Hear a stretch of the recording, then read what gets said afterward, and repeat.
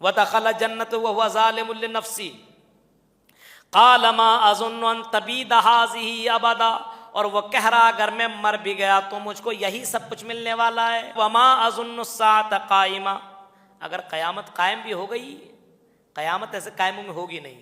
کچھ لوگوں کے پاس اپنا پیسہ ہو جاتا ہے نا تو کسی کو کچھ سمجھتا نہیں ہے، غریب لوگوں تو کچھ نہیں سمجھتا ہے، اور تکبر میں ڈوب جا کر کے اللہ کو بھی بھول جاتا ہے. امیر لوگوں کو دیکھیے گا عبادت کم کرتا ہے. جتنے امیر گھرانے کے بچے جتنے بگڑے ہوئے آپ کو ملیں گے نا، غریب گھرانے کے بچے آپ کو اتنے بگڑے ہوئے نہیں ملیں گے. ان کے مالوں نے ان کو بگاڑ کر کے رکھ دیا ہے، ان کے پیسوں نے ان کو گھمنڈ اور تکبر العالمین فرما رہا ہے وَكُلَّ إِنسَانٍ أَلْزَمْنَاهُ طَائِرَهُ فِي عُنُقِهِ وَنُخْرِجُ لَهُ يَوْمَ الْقِيَامَةِ كِتَابًا يَلْقَاهُ مَنشُورًا اقْرَأْ كِتَابَكَ كَفَىٰ بِنَفْسِكَ الْيَوْمَ عَلَيْكَ حَسِيبًا.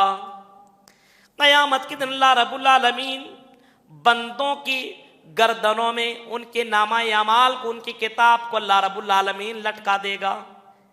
رزلٹ نہیں دے گا، جیسے ہوتا نا کہ پاس ہوا فیل ہوا نمبر لکھا، وہ کچھ نہیں، نامہ اعمال ہی لٹکا دے گا.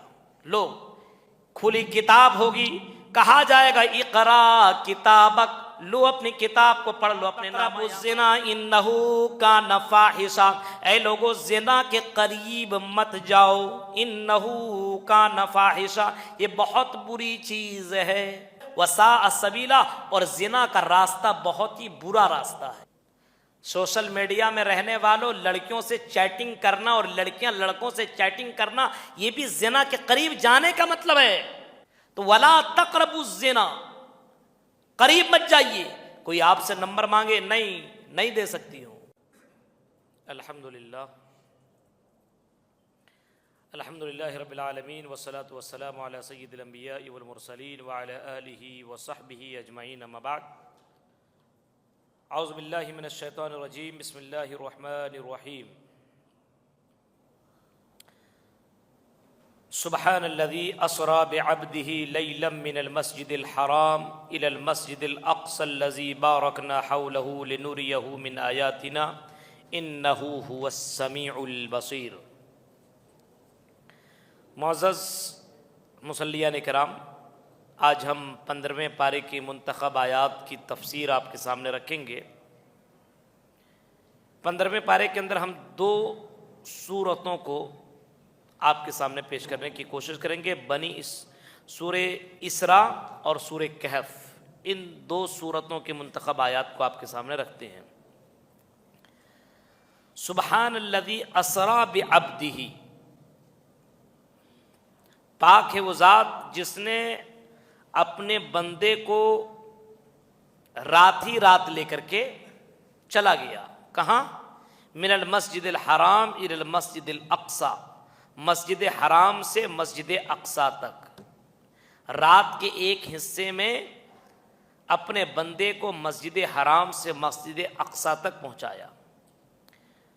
کیوں؟ بارکنا حولہ لنریہ من آیاتنا، تاکہ ہم اس بندے کو اپنی نشانیاں دکھائیں. انہ هو السمیع البصیر، وہ اللہ سننے والا اور دیکھنے والا ہے. یہ آیت کریمہ اللہ کے نبی جناب محمد الرسول اللہ صلی اللہ علیہ وسلم کے تعلق سے نازل ہوئی ہے کہ اللہ تبارک و تعالیٰ نے اپنے نبی، جب ان کے اوپر بہت زیادہ غم آ گیا، آپ کی بیوی ختیجہ کا انتقال ہو گیا، آپ کے چچا ابو طالب کا انتقال ہو گیا، جو بہت بڑے سپورٹر آپ کے تھے، اس وقت آپ بہت ہی زیادہ عام الحزن، اس کو کہا جاتا غمگین کا سال، اس سال میں اللہ کے نبی صلی اللہ علیہ وسلم واقعی بہت غمگین تھے. تو اس وقت اللہ رب العالمین نے اپنے نبی جناب محمد الرسول اللہ صلی اللہ علیہ وسلم کو اسراء اور معراج کرایا. اسراء زمین سے زمین تک، مسجد حرام سے لے کر کے بیت المقدس کے سفر کو اسراء کہا جاتا ہے، اور بیت المقدس سے لے کر کے 7 آسمان کے سفر کو معراج کہا جاتا ہے. اور یہ شارٹ کٹ میں سفر معراج سے ہی فیمس ہوا. اسراء کم وہ لوگ بولتے ہیں، صرف بولتے ہیں معراج کا سفر، اسرا اور معراج، یہ کب واقع ہوا؟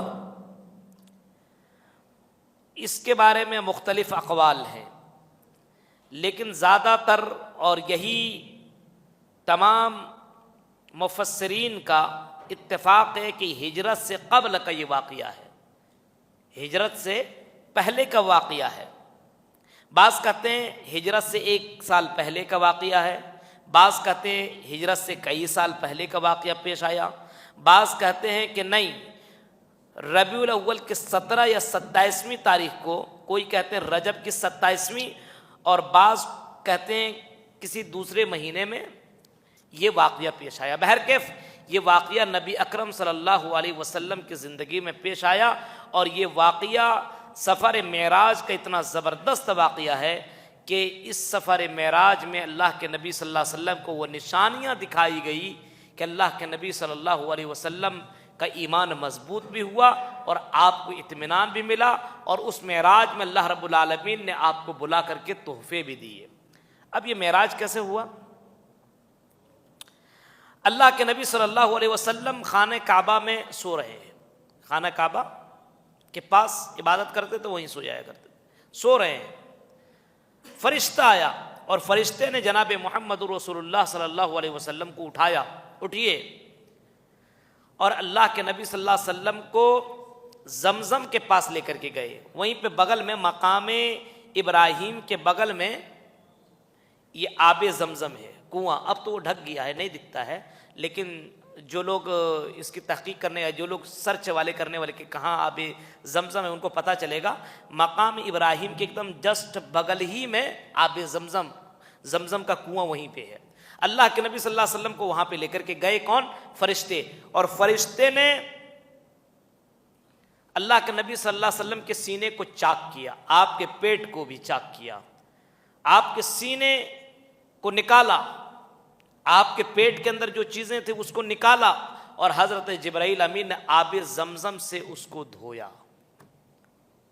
دیکھیں سرجری کیسی ہو رہی ہے، اور اللہ کے نبی کہہ رہے میں دیکھ رہا ہوں، اس کے بعد سل دیا گیا، آپریشن کمپلیٹ۔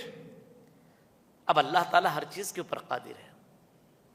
اس کے بعد اللہ کے نبی صلی اللہ علیہ وسلم کو براق پر بیٹھنے کا حکم دیا۔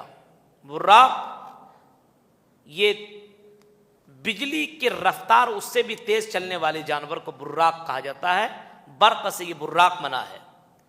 تو اس جانور کے پاس اللہ کے نبی پہنچے، تو جانور جب کسی نئے جانور کے پاس آپ جائیے گا تو آٹومیٹکلی جب آپ کو اجنبی ہو تو وہ بیٹھنے بڑی مشکل سے دیتا ہے، تو وہ تھوڑا سا ادھر ادھر کر رہا تھا، تو حضرت جبرائیل امین نے کہا اے براق سن، اتنی بزرگ ہستی آج سے پہلے تمہارے پیٹھ پر سوار ہی نہیں ہوا ہے۔ براق کو یہ سننا تھا کہ براق پسینہ پسینہ ہو گیا۔ اللہ کے نبی صلی اللہ علیہ وسلم اس براق میں چڑھے، بیٹھ گئے۔ نبی اکرم صلی اللہ علیہ وسلم اس براق کے بارے میں بتاتے ہیں کہ لوگوں، اے میرے صحابہ، اس براق کی رفتار میں تمہیں بتا رہا ہوں، چلنے کی رفتار اس کی تیزی میں بتا رہا ہوں، جہاں تک نگاہ جایا کرتی تھی وہاں تک براق کا 1 قدم ہوتا تھا، 1 قدم اتنا۔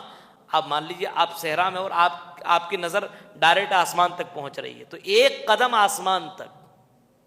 اسی وجہ سے فرمایا لیلتن سبحان الذی اسری بعبدی لیلا من المسجد الحرام، رات کے 1 پہر میں اللہ رب العالمین نے یہ سفر کرا، پوری رات میں نہیں۔ اور مسجد حرام سے لے کر کے بیت المقدس کا سفر 40 دنوں میں لوگ سفر کیا کرتے تھے، جانے میں لگتا تھا 40 دن، آنے میں لگتا تھا 40 دن۔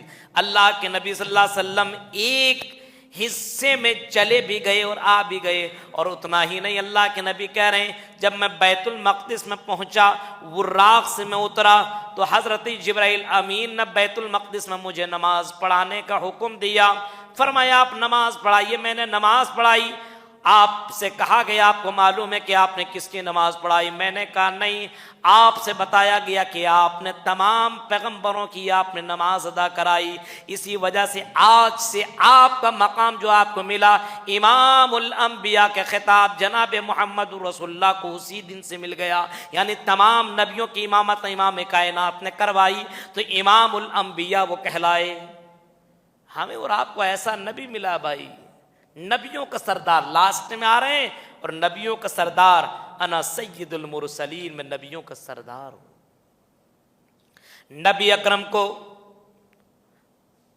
جبرائیل امین نے دودھ بھی پیش کیا، وہیں پہ شراب بھی پیش کیا، اللہ کے نبی نے دودھ کو لیا، پی لیا، آپ سے کہا گیا آپ نے فطرت کو پا لیا، اگر آپ شراب پی لیتے تو آپ کی امت بہک جاتی۔ اللہ کے نبی سے کہتے ہیں اب چلیے آگے، براق پر سوار ہوئے اور پہلے آسمان کی طرف نکل پڑے، چند سیکنڈوں میں آسمان کو پہنچ جاتے ہیں۔ پہلے آسمان میں پہنچنے کے بعد دروازہ کھولنے کا حکم ہوتا، پوچھتے ہیں کون، کہتا جبرائیل، پھر پوچھتے ہیں آپ کے ساتھ کون، کہا محمد صلی اللہ علیہ وسلم، آنے کا آرڈر ملا، ہاں، دروازہ کھولا گیا، اللہ کے نبی پہلے آسمان میں پہنچتے ہیں اور کیا دیکھتے ہیں کہ حضرت آدم علیہ السلام پہلے آسمان میں موجود ہیں۔ حضرت جبرائیل کہتے ہیں یہ تمہارے باپ آدم علیہ السلام ہیں، ان کو تم سلام کرو۔ اللہ کے نبی نے سلام کیا، حضرت آدم نے سلام کا جواب دیا اور مرحبا کا، ویلکم کا، تمہارا آنا مبارک ہو، خوش آمدید ہو۔ اللہ کے نبی کہتے ہیں میں نے آدم علیہ السلام کے بغل میں داہنے طرف میں نے کچھ لوگوں کو دیکھا، کچھ روحوں کو میں نے دیکھا، اور بائیں طرف بھی میں نے کچھ روحوں کو دیکھا، اور کیا دیکھتا ہوں، حضرت آدم علیہ السلام جب اپنے داہنے طرف دیکھتے ہیں تو اپنے لوگوں کو دیکھ کر کے ہنسنے لگتے ہیں، اپنی اولاد کو دیکھ کر کے ہنسنے لگتے ہیں، اور جب بائیں طرف دیکھتے ہیں تو رونا شروع کر دیتے ہیں۔ میں نے پوچھا کیا معاملہ ہے، کیا ماجرا ہے؟ داہنی طرف آپ کی نظر جاتی ہے تو آپ ہنسنے لگتے ہیں، مسکرانے لگتے ہیں، اور آپ کی نظر جب بائیں طرف پہنچتی ہے تو آپ رونا شروع کر دیتے ہیں۔ اللہ کے نبی صلی اللہ علیہ وسلم نے جب یہ سوال کیا تو حضرت آدم کہتے ہیں کہ یہ میری امت کے وہ لوگ ہیں داہنے طرف والے جو نیک کام کرنے والے ہیں، نیک عمل کرنے والے ہیں، اچھے لوگ ہیں، یہ جنت میں جائیں گے۔ جب میں اسے دیکھتا ہوں تو خوش ہو جاتا ہوں، اور جب میں بائیں طرف دیکھتا ہوں تو یہ وہ لوگ ہیں جو دنیا میں شرک کرنے والے، غلط کام کرنے والے ہیں، اور یہ جہنم میں جانے والے ہیں۔ میں اپنی اولاد کو جہنم میں جاتے ہوئے دیکھ کر کے مجھے رونا آ رہا ہے۔ باپ ہو تو درد ہونا چاہیے۔ آدم علیہ السلام کو تکلیف ہے، درد ہے، میری امت جہنم میں نہ چلی جائے۔ اور لوگوں اپنے آپ کو باپ کہلاتے ہو، اپنے آپ کو بھائی کہلاتے ہو، اپنے آپ کو چچا کہلاتے ہو، اپنے آپ کو ماں کا درجہ سمجھتی ہو، کم سے کم اپنے بیٹوں کے تعلق سے درد پیدا کرو، میرا بیٹا کہیں جہنم کے اندر نہ چلا جائے، میرا بھائی کہیں جہنم میں نہ چلا جائے، میری بیوی کہیں جہنم میں نہ چلی جائے، میری بیٹی کہیں جہنم میں نہ چلی جائے۔ حضرت آدم دیکھ کر کے رو رہے ہیں، آج ہمارے یہاں بیٹا غلط کر رہا ہے کوئی پرابلم نہیں، بھائی غلط کر رہا ہے کوئی پرابلم نہیں، بیٹی غلط کام کر رہی ہے کوئی ٹینشن نہیں، کیوں نہیں روتے ہو اللہ کے سامنے، گڑگڑاتے کیوں نہیں، اور اپنی اولاد کے لیے ہدایت کی دعا کیوں نہیں مانگتے ہو؟ حضرت آدم اپنی اولاد کو دیکھ کر کے رو رہے ہیں۔ میرے بھائیو، یہاں سے آگے بڑھے، دوسرے آسمان میں پہنچے، دوسرے آسمان میں یحییٰ علیہ السلام اور عیسیٰ علیہ السلام سے ملاقات ہوتی ہے۔ تیسرے آسمان میں پہنچتے ہیں تو تیسرے آسمان میں ملاقات ہوتی ہے کن سے؟ ماشاءاللہ حضرت یوسف علیہ السلام سے۔ چوتھے آسمان میں حضرت ادریس علیہ السلام سے ملاقات ہوتی ہے، اور پانچویں میں پہنچتے ہیں تو ملاقات ہوتی ہے کن سے؟ حضرت ہارون علیہ السلام سے، موسیٰ کے بھائی تھے نا حضرت ہارون۔ چھٹے آسمان میں حضرت موسیٰ علیہ السلام سے، اور ساتویں آسمان میں جب امام کائنات پہنچتے ہیں تو ملاقات ہوتی ہے حضرت ابراہیم علیہ السلام سے۔ کیا دیکھتے ہیں؟ حضرت ابراہیم علیہ السلام سے بیت المعمور سے ٹیک لگائے ہوئے ہیں۔ بیت المعمور جانتے ہیں کس کو کہتے ہیں؟ دنیا میں خانہ کعبہ ہے مکہ میں، یہاں پہ لوگ طواف کرتے ہیں، اور طواف کبھی رکتا نہیں ہے، کنٹینیو دن رات چلتے رہتا ہے، دیکھتے ہیں کہ نہیں؟ یہ طواف کنٹینیو چلتے رہتا ہے، نماز ختم پھر چل رہا، طواف تو چل ہی رہا ہے۔ اب بتائیے طواف یہاں دنیا میں خانہ کعبہ میں طواف کنٹینیو کر رہے ہیں لوگ، عبادت لگے ہوئے ہیں۔ اللہ تعالیٰ نے خانہ کعبہ بیت المعمور اوپر آسمان میں بھی بنایا ہوا ہے، ساتوں آسمان کے اوپر بھی ایک خانہ کعبہ بیت المعمور کے نام سے ہے۔ اللہ کے نبی فرماتے ہیں وہ بیت المعمور ایسا ہے، سنو کرنول کے لوگوں، بیت المعمور ایسا اللہ کے نبی فرماتے ہیں جبرائیل امین نے اللہ کے نبی کو بتایا کہ یہ بیت المعمور ہے جس کے اندر روزانہ 70,000 فرشتے طواف کرنے کے لیے جاتے ہیں، عبادت کرنے کے لیے جاتے ہیں، اور ایک مرتبہ چلے جانے کے بعد جب وہاں سے نکلتے ہیں تو قیامت تک اس کو موقع نہیں ملے گا۔ اتنے فرشتے اللہ کی حمد و ثنا بیان کرنے والے، اتنے فرشتے اللہ کی تعریف اور اللہ کی عبادت کرنے والے، یعنی ایک مرتبہ چلے جانے کے بعد اس کو قیامت تک موقع نہیں ملے گا۔ اب سوچو اللہ کی حمد و ثنا اور اللہ کی عبادت کرنے والے کتنے فرشتے اور کتنے مخلوق ہیں۔ فرمایا تسبح له السماوات السبع والارض ومن فیہن۔ ابھی آگے بڑھیے گا تو اسی سورہ اسراء کے اندر یہ آیت آپ کو ملے گی، آسمان و زمین کے اندر جتنی بھی چیزیں ہیں وہ ساری کی ساری چیزیں اللہ کی حمد و ثنا بیان کرتی ہے۔ زمین کے اندر جتنی بھی چرند پرند ہیں، آپ کو پتہ نہیں چل رہا ہے، وَلَا تُسْبِحُونَ، تم سمجھ نہیں سکتے ہو کہ ان کی تسبیح کیسے ہوتی ہے، آپ سمجھ نہیں سکتے ہیں وہ تسبیح کیسے کرتے ہیں، عبادت کیسے کرتے ہیں، اللہ کی حمد و ثنا چڑیاں کیسے کر رہی ہے، پہاڑ اور یہ جمادات، یہ زمین یا آسمان کس انداز سے کر رہے ہیں، ہمارے سمجھ کی بات نہیں، لیکن اللہ کہہ رہا ہے جتنی بھی چیزیں سب اللہ کی حمد و ثنا بیان کرتی ہے۔ اب اتنی زیادہ عبادتیں اللہ کی ہو رہی ہے، اگر چند لوگ انس اور جن اللہ کی عبادت نہ کریں تو اللہ کو کوئی فرق پڑے گا؟ اللہ کہتا ہو میرے بندے سارے کے سارے لوگ، سارے کے سارے جن انسان میری عبادت میں لگ جائے سب کے سب، تو اللہ کی شان بڑھنے والی بھی نہیں ہے، اور سارے کے سارے لوگ میری عبادت کرنا چھوڑ دیں تو اللہ کہتا میری شان میں ذرہ برابر کمی نہیں آئے گی۔ ہم عبادت کر رہے ہیں، ہم اپنے لیے کر رہے ہیں، اللہ کی کوئی شان نہ بڑھے گی نہ اللہ کی شان گھٹے گی۔ ہم عبادت کرتے ہیں اپنے لیے میرے بھائیوں، نہ کریں تو ہم اپنے لیے، ہم کو اس کے معاملے میں اللہ تعالیٰ سزا دے گا، کیونکہ اللہ تعالیٰ نے عبادت کے لیے پیدا کیا ہے۔ وَمَا خَلَقْتُ الْجِنَّ وَالْإِنسَ إِلَّا لِيَعْبُدُونَ، فرمایا آئی میرے بندو ہم نے تمہیں محض اپنی عبادت کے لیے پیدا کیا ہے۔ تو اللہ کے نبی صلی اللہ علیہ وسلم کو بیت المعمور دکھایا گیا اور بتایا گیا اس کے اندر روزانہ 70,000 فرشتے آتے ہیں، روزانہ کیا ایک مرتبہ آتے ہیں اور چلے جاتے ہیں، دوبارہ ان کو موقع نہیں ملتا ہے۔ پھر وہاں سے آگے گئے سدرۃ المنتہا۔ سدرۃ المنتہا آخری اسٹیپ ہے، اس کے بعد کسی کو جانے کی اجازت نہیں۔ جبرائیل امین کہتے ہیں اگر میں 1 انچ بھی آگے بڑھا تو میں جل کر کے راکھ ہو جاؤں گا، جانے کی اجازت نہیں۔ اب جبرائیل امین سے آگے کون بڑھا؟ پوچھ لو، ہے نا گانے والا لگا تھا نا، کسی طرح سے آگے کون گیا؟ جبرائیل امین سے پوچھ لو۔ تو میرے بھائیو جبرائیل امین بھی جان رہے ہیں کہ سدرۃ المنتہا سے میں آگے نہیں جا سکتا ہوں، اگر میں گیا تو میں جل کر کے راکھ ہو جاؤں گا، تباہ ہو جاؤں گا، برباد ہو جاؤں گا۔ اللہ کے نبی اس کے آگے جا رہے ہیں اور اس کے آگے عرش ہے، اور اللہ رب العالمین عرش پر مستوی ہے۔ اللہ نے اپنے بندے کو بلایا اور پردے کے آڑ میں اللہ کے نبی صلی اللہ علیہ وسلم سے بات ہوئی، اللہ سے ڈائریکٹ نہیں، آمنے سامنے نہیں، پردہ، من ورائی حجاب، قرآن کہتا ہے بیچ میں پردہ تھا، من ورائی حجاب، پردے کے پیچھے سے اللہ تعالیٰ نے اپنے نبی سے بات کی۔ اللہ کے نبی صلی اللہ علیہ وسلم نے اپنے رب سے کلام کیا۔ اس کے بعد جب اللہ نے بلایا، کوئی بلاتا ہے تو خالی ہاتھ تھوڑی جانے دیتا ہے، اللہ نے بلایا تو اللہ رب العالمین نے اس نبی کو تحفہ دیا۔ آپ بھی کسی کو بلایا کیجئے کہیں دور سے تو تحفہ ضرور دیا کیجئے۔ کتنے لوگ ہوتے ہیں ایک قلم تک بھی تحفہ نہیں دیتے ہیں، اتنے وہاں کنجوس لوگ ہوتے ہیں بعض لوگ۔ میرے بھائیو اللہ رب العالمین بلا رہا ہے تو تحفہ کیا دے رہا ہے؟ 50 وقت کی نماز تمہاری امت کے لیے فرض کر رہا ہوں، جاؤ لے کر کے۔ سورہ بقرہ کی آخری 2 آیتیں دے دیتے ہیں، جائیے۔ اللہ کے نبی خوش ہو گئے، ارے 50 نماز۔ اللہ کے نبی لے کر کے نکلے، 7ویں آسمان سے 6ٹھے آسمان میں پہنچے۔ 6ٹھے آسمان میں موسیٰ مل گئے، کیا ملا؟ کچھ ملا؟ ہاں ملا۔ کیا ملا؟ ملا اللہ رب العالمین نے 50 وقت نماز فرض کر دیا میری امت کے اوپر۔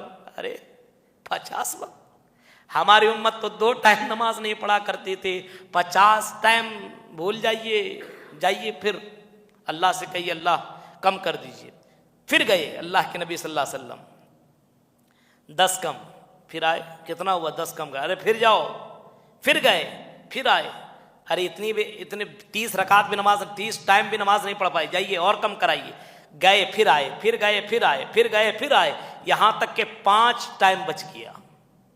حضرت موسیٰ علیہ السلام کہتے پھر جائیے. اللہ کے نبی صلی اللہ علیہ وسلم کہتے ہیں مجھے شرم آ رہی ہے. اب کتنے لوگ سوچ رہے ہوں گے کہ ایک مرتبہ اور چلے جاتے،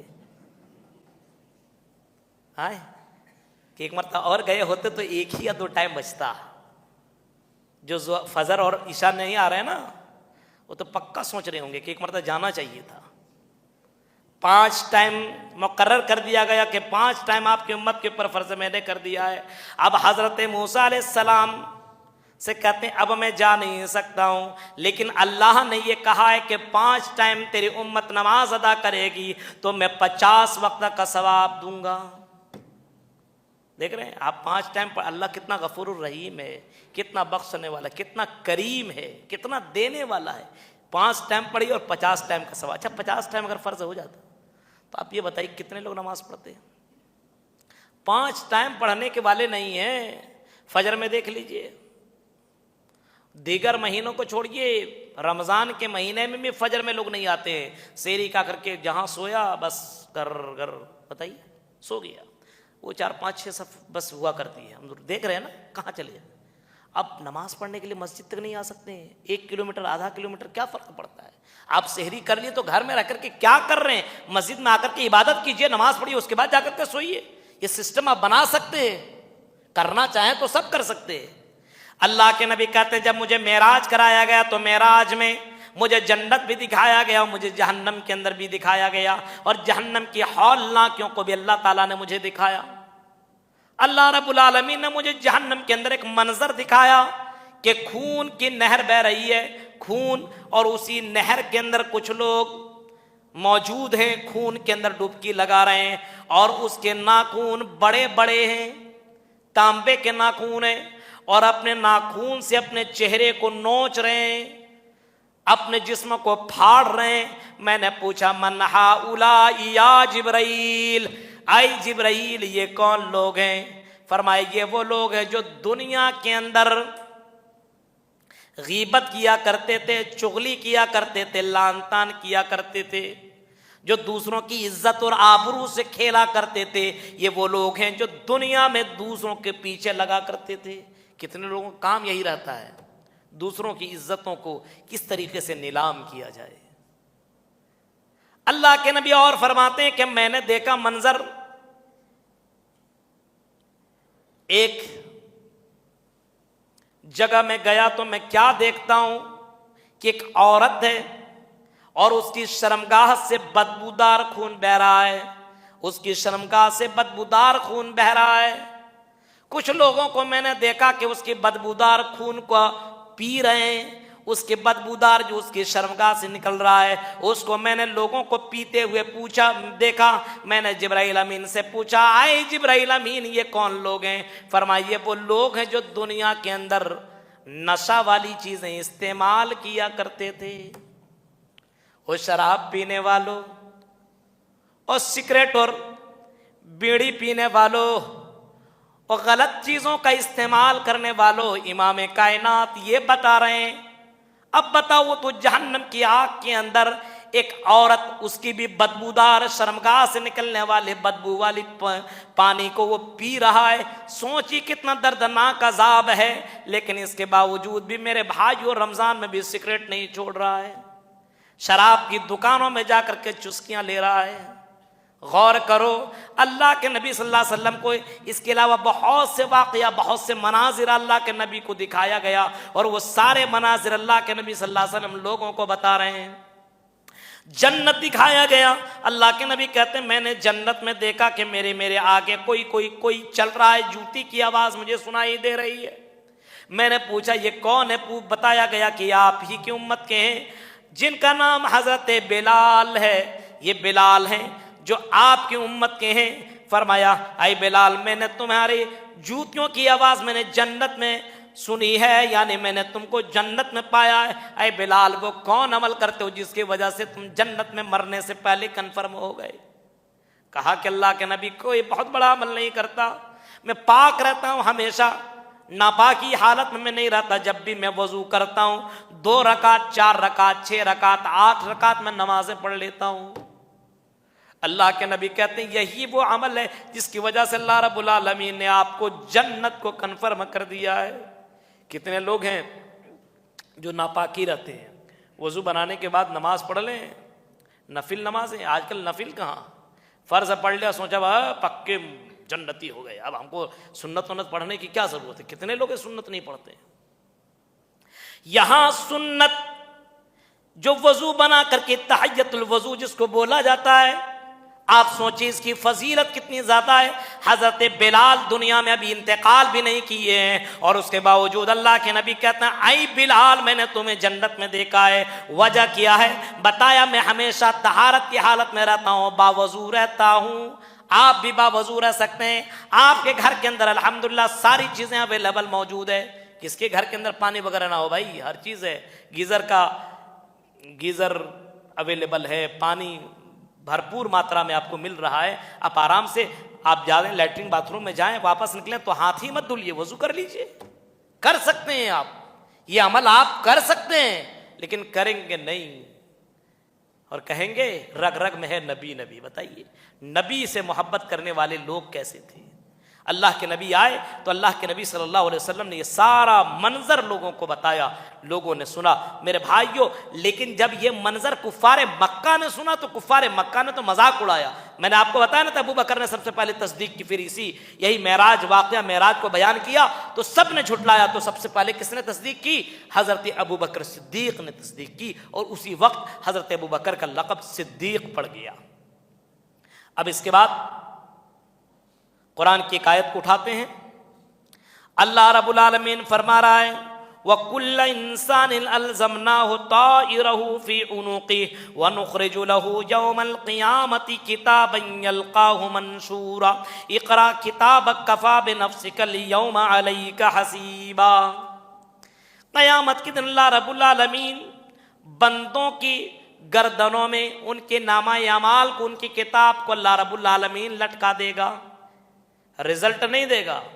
جیسے ہوتا نا کہ پاس ہوا فیل ہوا نمبر لکھا، وہ کچھ نہیں، نامہ اعمال ہی لٹکا دے گا۔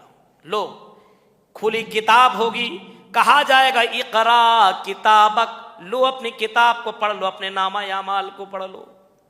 ہمیں بتانے کی ضرورت نہیں ہے تم نے کیا کیا کیا نہیں کیا، تم اپنے نامہ اعمال کو خود پڑھ لو۔ تم نے جوانی میں کیا کیا، کون سی ہوٹل میں کیا غلط کام کیا، کون سی جگہ پہ شراب کی دکان میں تم نے کیا کیا، کس کے ساتھ تم نے زنا کیا، کس کے ساتھ تم نے ظلم کیا، کس کے ساتھ تم نے اتیاچار کیا۔ پڑھو اقرا کتابک کفیٰ بنفسک الیوم علیک حسیبا۔ آج کے دن تم خود کافی ہو حساب کرنے کے لیے کہ تم جنتی ہو کہ جہنمی ہو، خود فیصلہ کر لو۔ آدمی کے پاس جب خود ہی رزلٹ آ جائے گا، میرا جواب صحیح صحیح صحیح صحیح صحیح، ارے میں پاس ہو گیا، میرا جواب غلط غلط غلط غلط، میں گیا ختم فیل، خود اپنا فیصلہ کر لے گا۔ میرے بھائیو وہی منظر اللہ رب العالمین نے کھینچا ہے، فرمائے اقرا کتابک کفیٰ بنفسک الیوم علیک حسیبا۔ قیامت کے دن میدان محشر میں لوگ اپنا حساب کرنے کے لیے کافی ہوں گے۔ کہیں فرمایا اللہ رب العالمین نے جس کے داہنے ہاتھ میں نامہ اعمال مل جائے گا وہ جنت کے اندر چلا جائے گا، وہ خوشی کے مارے اچھلے گا، کودے گا، بھاگے گا، دوڑے گا اور لوگوں میں خوشیاں منائے گا۔ اقرا کتابک، کہا جائے گا اپنے نامہ اعمال کو پڑھ لو۔ داہنے ہاتھ میں ملنے والے کو سمجھ میں آ جائے گا میرے لیے بس معاملہ کلیئر ہو گیا، میں تو جنتی بن گیا۔ اور بائیں ہاتھ والے کا کیا معاملہ ہوگا؟ وہ تو موت مانگے گا، اللہ مجھے موت دے دے، مجھے مار دے، ختم کر دے، مجھے یہ نامہ اعمال ہی نہ ملتا۔ تو قیامت کے دن سب کو نامہ اعمال دیا جائے گا۔ نامہ اعمال جانتے ہیں کس کو کہتے ہیں؟ ہم کچھ بھی کر رہے ہیں، کہیں بھی کچھ کر رہے ہیں، مسجد میں آپ بیٹھے یہ بھی لکھا جا رہا ہے، اب مسجد کے باہر کچھ کر رہے ہیں یہ بھی لکھا جا رہا ہے، اپنے بیوی کے ساتھ کیا کرتے ہیں، ظلم کرتے ہیں، اچھا کرتے ہیں، وہ بھی لکھا جا رہا ہے۔ دکاندار کسٹمر کے ساتھ کیسے سلوک کر رہا ہے، کسٹمر دکان کے ساتھ کیسے سلوک کر رہا ہے، دنیا میں کہیں بھی کسی بھی وقت کچھ بھی آپ کر رہے ہیں، یہ ساری چیزیں لکھی جا رہی ہے. اللہ رب العالمین نے ہر بندے کے اوپر 2 فرشتوں کو مقرر کر دیا جس کو کرامن کاتبین کہتے ہیں. کرامن کاتبین لکھنے والے 2 فرشتے ہیں. آپ یہ مت سمجھیے کہیں بھی کچھ بھی کریں کچھ نہیں، ارے کوئی نہیں کچھ نہیں، سب لکھا جا رہا ہے میرے بھائیو.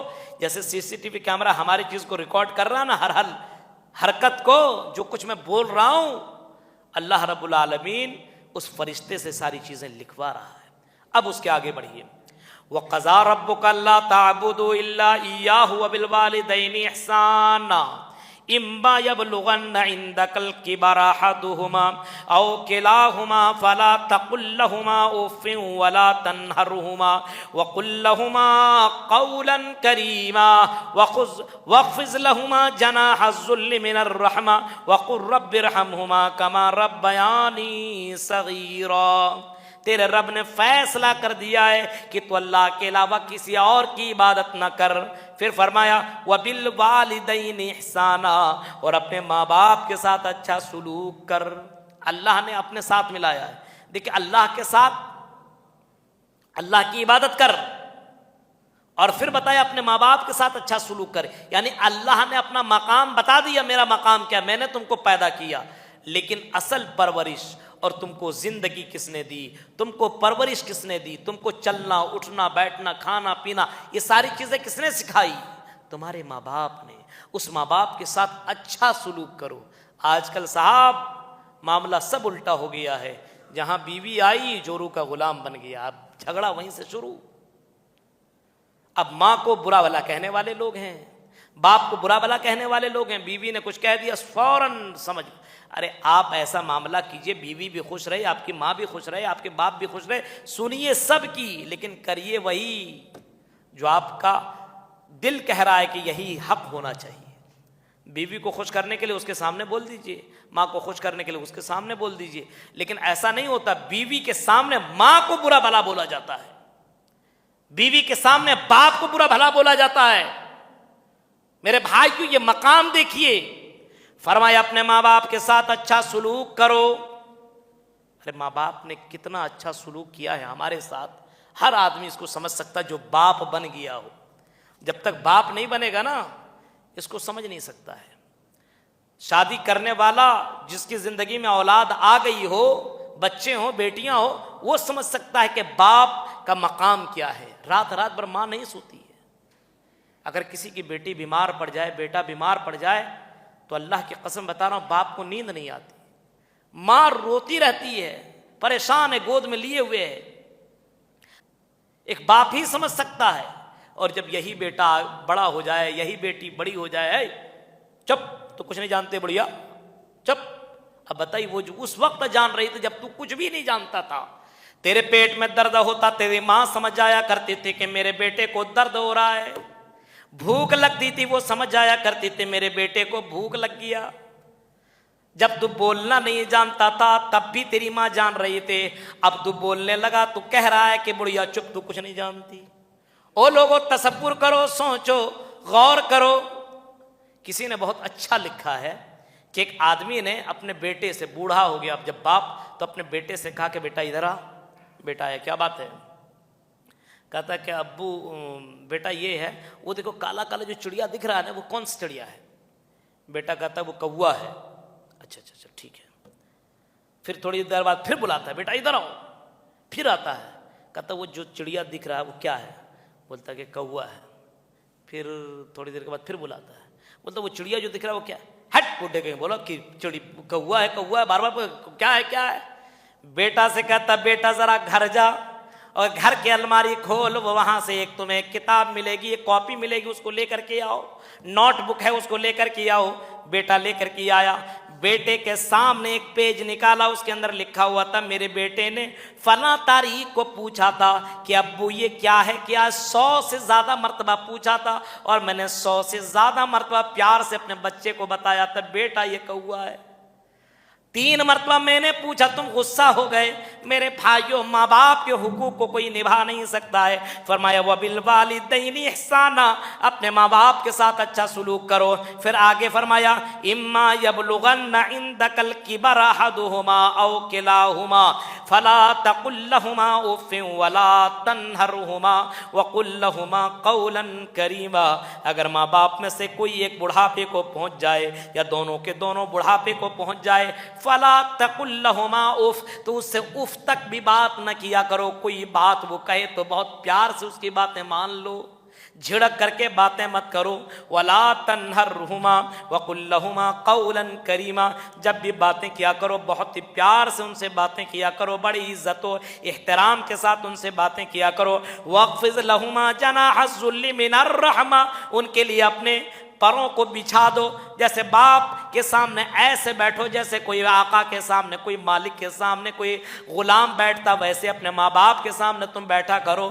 چاہے تم کتنوں کروڑ پتی بن جاؤ، چاہے تم کتنوں بھی کما لو، چاہے تم کتنوں بھی پیسے والے بن جاؤ، چاہے تم کتنوں بھی تم کتابیں پڑھ لو، کتنوں بھی بڑے عالم بن جاؤ، کتنوں بھی بڑے ڈاکٹر اور جج بن جاؤ، پھر بھی تمہارا معاملہ یہی ہونا چاہیے کہ اپنے ماں باپ کے ساتھ واخفض لہما جناح الذل من الرحمہ، بالکل عاجزی اور انکساری کے ساتھ ماں باپ کے ساتھ بہت ہی ادب کے ساتھ آپ بیٹھیے۔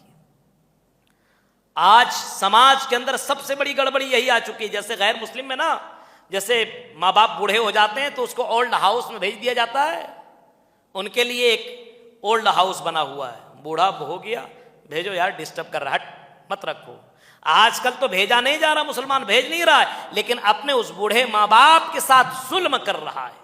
کتنے واقعات اللہ کے قسم کہ ماں باپ بولتے میرا بیٹا بہت بدسلوکی میرے ساتھ کرتا ہے، کھانے نہیں دیتا۔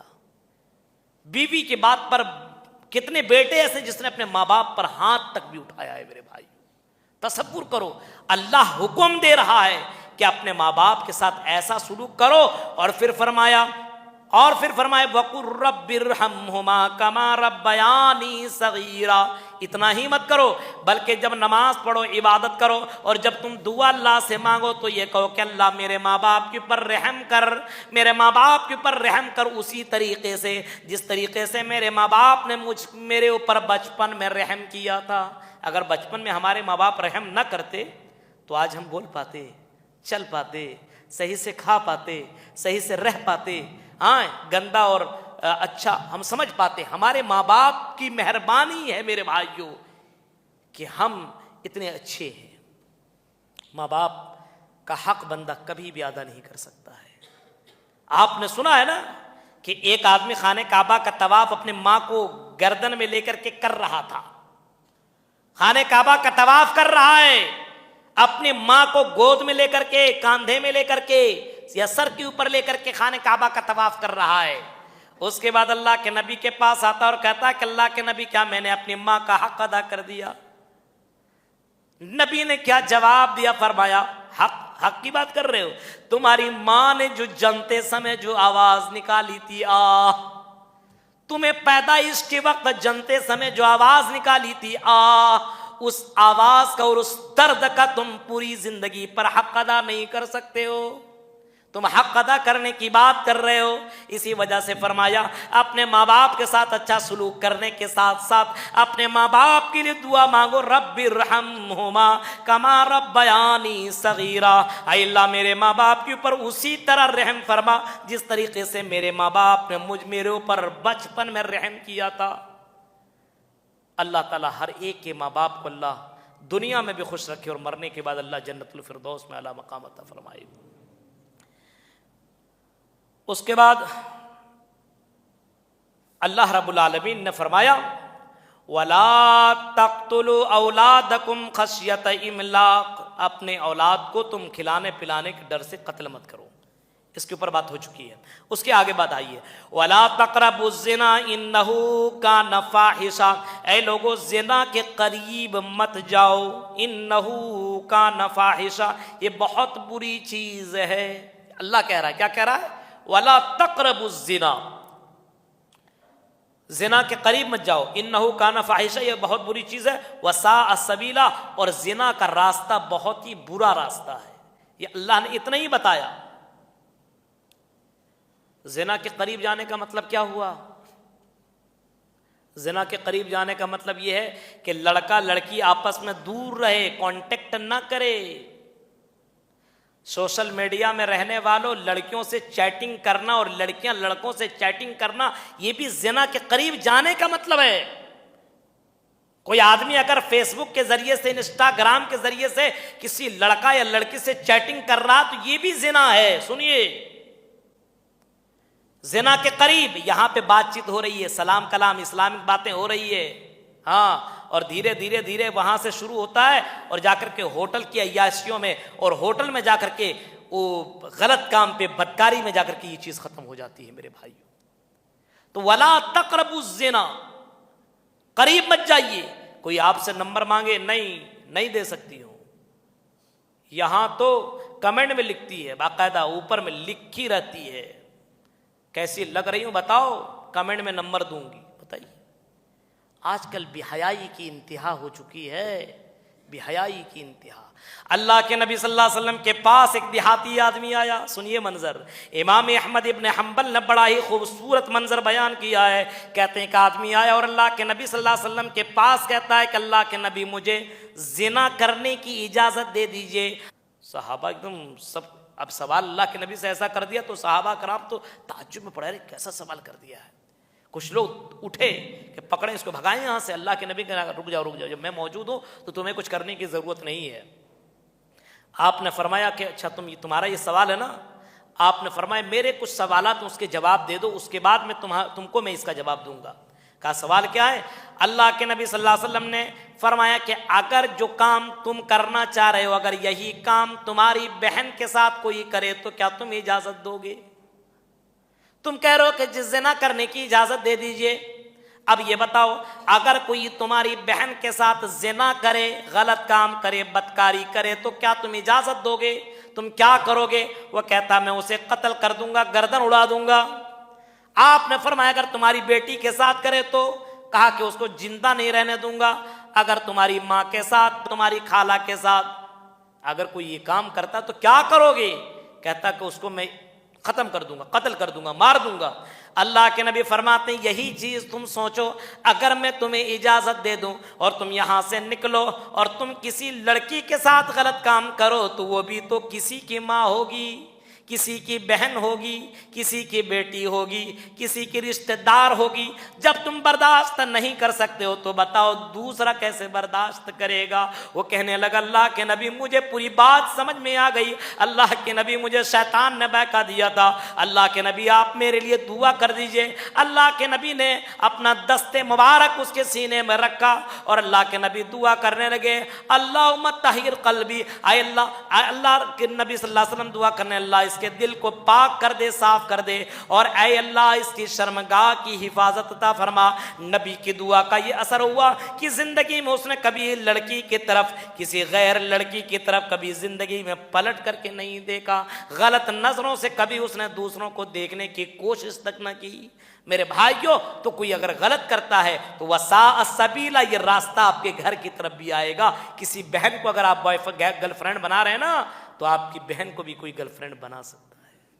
آپ کسی بہن کی اور کسی کی بیٹی کے ساتھ اگر جا کر کے ہوٹلوں میں بدکاری کر رہے ہو تو یہ مت سوچو کہ میں سیف رہوں گا، آپ کی بھی بہن بیٹی اور آنے والی نسلیں آپ کی رہیں گی۔ وساء السبیلا، فرمایا راستہ بہت ہی برا راستہ ہے۔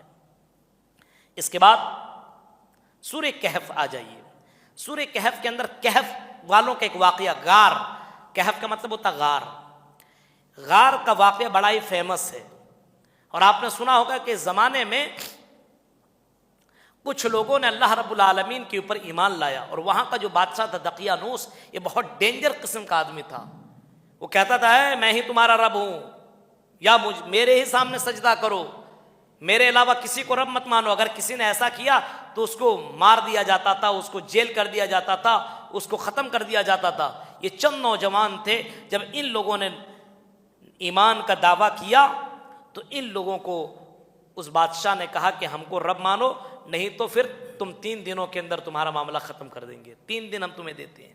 اب ان لوگوں نے اپنے ایمان کو بچانے کے لیے وہاں سے نکلے اور بھاگ گئے۔ کہاں بھاگتے؟ ایک پہاڑ تھا، پہاڑ کے اوپر میں گئے تو ایک غار تھا، اسی غار کے اندر یہ لوگ اندر داخل ہوئے اور اندر داخل ہونے کے بعد وہ لوگ وہاں پہ سو گئے. اللہ سے دعا کرنے اللہ ہماری ایمان کی حفاظت فرما. اب سوئے تو کتنا دن تک سوئے؟ قرآن نے ذکر کیا ہے کہ وہ لوگ لگ بھگ 300 سال یا 309 سال تک سوئے رہے. ایک دن نہیں سوئے, 2 دن نہیں, 3 دن نہیں, 1 مہینہ نہیں, 2 مہینہ, 1 سال نہیں, 2 سال نہیں, 100 سال نہیں, 200, 300 سال. اب بتائیے ابھی جس کی حکومت چل رہی ہے, اگر کوئی آدمی سو جائے اس کے ظلم سے بچنے کے لیے اور 300 سال بعد اٹھے تو کیا کہے گا؟ ارے ابھی فرمان جاری ہوا ہے, ابھی ٹھیک ٹھاک ہے نا, معاملہ کیا ہو رہا ہے, اس کو کیا معلوم. سو کر کے اٹھا یہی پوچھتا ہے ہم لوگ کتنا دن تک سوئے, آدھا دن, 1 دن, کتنا دن. یہ کہتا ہے یار پتہ نہیں کیا کیسا, پتہ نہیں کیا معاملہ ہو رہا ہوگا, چلو جاؤ پیسہ, کیونکہ بھوک لگی ہوئی تھی, بولا جاؤ یہ پیسہ لے کر کے چپ چپ کے جانا, کچھ سامان لے کر کے آ جانا. جیسے بازار گیا 300 سال پرانا سکہ ابھی کرنول میں لے کر کے جائیے گا, بولے پگلا گئے ہو کیا, پاگل ہے یہ, تب کی کرنسی ابھی چلنے والی ہے, آپ کو کچھ بھی سامان نہیں ملے گا. تو وہاں پہ وہ بازار میں گیا اور اس نے سامان لیا اور کرنسی دیا تو تعجب میں, ارے یہ کہاں سے تمہیں مل گیا, خزانہ وزانہ ملا ہے کیا؟ تو اس نے کہا نہیں. معاملہ ہوا, کوتوال کو وہاں کے جو معاملات تھے دیکھنے والے اس کو بلایا گیا, ان لوگوں کو کے پاس گئے, ان لوگوں نے پورا معاملہ رکھا. ارے کل ہی کی تو بات ہے, بولا کل کی بات نہیں ہے, 300 سال پرانا معاملہ ہے, 300 سال پہلے تم بھاگے تھے اور اللہ نے تمہاری حفاظت, ایمان کی حفاظت کی اور غار کے اندر داخل ہوئے تو 300 سال سوئے رہے. یہ غار کے اندر پھر داخل ہوئے تو اسی وقت اللہ رب العالمین نے اس کی روح نکال لی اور وہیں پہ انتقال کر گئے. میرے بھائی اس واقعہ سے یہ سبق ملتا ہے کہ آدمی اپنے ایمان کی حفاظت کرے, گھر بار چھوڑنا پڑے تو چھوڑے لیکن اپنے ایمان کو نہ بیچے. اگر اپنی ایمان کی حفاظت کرنے کے لیے آدمی نکلتا ہے تو اللہ اس کی ایمان کی حفاظت کرتا ہے, لیکن آپ ایمان بیچنا ہی چاہیے گا تو ایمان کی حفاظت کیسے ہو سکتی ہے؟ تو میرے بھائیوں سورہ کہف کے اندر یہ واقعہ بیان کیا گیا. اس کے بعد ایک اور واقعہ, 2 بھائیوں کا واقعہ بیان کیا گیا. کون سا واقعہ؟ ذرا اس کو سنیے. وَاضْرِبْ لَهُمْ مَثَلَ الرَّجُلَيْنِ جَعَلْنَا لِأَحَدِهِمَا جَنَّتَيْنِ مِنْ أَعْنَابٍ وَحَفَفْنَاهُمَا بِنَخْلٍ وَجَعَلْنَا بَيْنَهُمَا زَرْعًا. 2 لوگوں کا واقعہ بیان کیا گیا ہے. 2 بھائیوں میں سے ایک بھائی غریب تھا, ایک بھائی امیر تھا. اب جو امیر آدمی تھا وہ تو بڑا تکبر گھمنڈ والا آدمی تھا, ارے میرے پاس سب کچھ ہے, ساری چیزیں ہیں, کچھ اب ہم کو کوئی پرابلم نہیں ہے. وَقَانَ لَهُ ثَمَرٌ فَقَالَ لِصَاحِبِهِ وَهُوَ يُحَاوِرُهُ أَنَا أَكْثَرُ مِنْكَ مَالًا وَأَعَزُّ نَفَرًا. وہ کہہ رہا ہے اپنے بھائی سے, میرا کیا دیکھتے ہو, مال ہے, دولت ہے, شہرت ہے, سب کچھ ہے. وَدَخَلَ جَنَّتَهُ وَهُوَ ظَالِمٌ لِّنَفْسِهِ قَالَ مَا أَظُنُّ أَن تَبِيدَ هَٰذِهِ أَبَدًا. اور وہ کہہ رہا اگر میں مر بھی گیا تو مجھ کو یہی سب کچھ ملنے والا ہے, میرا کوئی ٹینشن نہیں, تو غریب آدمی تو سمجھ. پھر آگے کہتا وَمَا أَظُنُّ السَّاعَةَ قَائِمَةً. اگر قیامت قائم بھی ہو گئی, قیامت ایسے قائم میں ہوگی نہیں. کچھ لوگوں کے پاس اپنا پیسہ ہو جاتا ہے نا تو کسی کو کچھ سمجھتا نہیں ہے.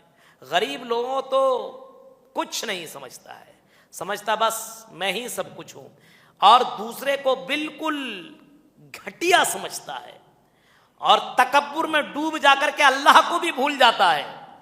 امیر لوگوں کو دیکھیے گا عبادت کم کرتا ہے, زیادہ تر میں بتا رہا ہوں آپ کو, جتنے امیر گھرانے کے بچے جتنے بگڑے ہوئے آپ کو ملیں گے نا, غریب گھرانے کے بچے آپ کو اتنے بگڑے ہوئے نہیں ملیں گے. ان کے مالوں نے ان کو بگاڑ کر کے رکھ دیا ہے, ان کے پیسوں نے ان کو گھمنڈ اور تکبر کرنے پر آمادہ کر دیا ہے. قرآن کی سایت کے اوپر نظر ڈالیے, یہ تکبر کر رہا تھا اور گھمنڈ کرتے ہوئے چل بھی رہا تھا اور کہہ رہا تھا ارے قیامت قائم کچھ نہیں ہوتی, اور قیامت قائم بھی ہوگی تب بھی وہاں پہ مجھے یہی سب کچھ ملنے والا ہے. اللہ اس دوسرے بندے نے کہا ایسا مت کہو, اللہ کا عذاب کبھی بھی آ سکتا ہے. یہ کہنا تھا, وہ داخل ہوا, کیا دیکھتا اس کا باغ جل کر کے راکھ تباہ و برباد ہو گیا ہے. اب وہ کہہ رہا ہے, اس کے بعد وہ کہتا کہ کاش کے میں یہ جملہ نہ, کاش کہ میں اسلام لے آتا, کاش میں اپنے ایک رب کی عبادت کرتا تو آج میرا یہ معاملہ نہ ہوتا. افسوس کرنے لگا. لیکن میرے بھائیوں گھمنڈ کرنے والوں کا انجام بہت برا ہوتا ہے. اللہ نے اگر نوازا, جتنا دیا اور شکریہ ادا کیجیے. اللہ نے آپ کو دیا ہے تو آپ زیادہ مسجد کا خیال کیجیے. آپ کو اللہ نے دولت سے نوازا ہے, آپ خوب جم کر کے اللہ کی دین کی حفاظت کیجیے, دین کی مدد کیجیے, کیونکہ ایک مالدار کی ضرورت ہے اس دین کے لیے, ایک عالم کی ضرورت ہے اس دین کے لیے.